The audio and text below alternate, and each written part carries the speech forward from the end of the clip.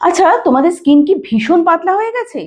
দেখো, তোমরা যদি স্কিনের মধ্যে নানা রকমের বিষাক্ত প্রোডাক্ট ইউজ করো, বিষাক্ত কেন বললাম, স্কিনকে যত্ন করার জন্য ন্যাচারাল প্রোডাক্ট ইউজ করতে হবে।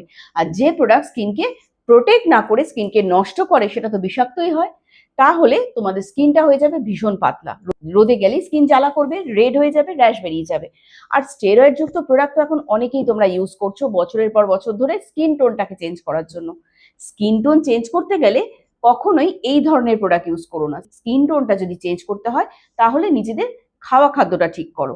বয়েল ফুড খাও, জল প্রচুর পরিমাণে খাও, ফ্রুটস, ভিটামিন সি জাতীয় ফ্রুটস বেশি করে খাও, যেখানে জিঙ্ক রয়েছে সেই ধরনের ফ্রুটস ভেজিটেবল মেনটেন করো খাওয়াটা। আর আমরা পুরোটাই গাইড করে দিই যে কিভাবে নিজেদের হেলদি একটা ডায়েট চার্ট মেনটেন করে নিজেদের স্কিনটাকে তোমরা উজ্জ্বল রাখতে পারো। তার সঙ্গে সঙ্গে স্কিনের প্রবলেম একদমই থাকবে না। নিজের শরীর যদি পরিষ্কার পরিচ্ছন্ন থাকে, তার সঙ্গে সঙ্গে ডিটক্সিফাই থাকে, তাহলে স্কিন হেয়ার দুটোই ভালো থাকে।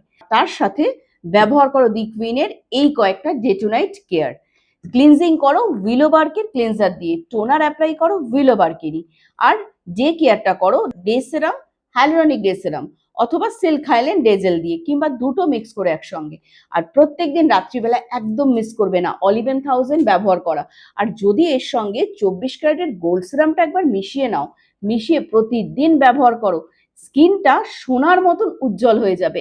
তবে হ্যাঁ, একদিনের জন্য স্কিন কেয়ার করলে হবে না, লাইফ টাইমের জন্য করতে হবে, যদি নিজের স্কিনকে লাইফ টাইমের জন্য ইয়াঙ্গার লুকিং করতে হয় আর হেলদি।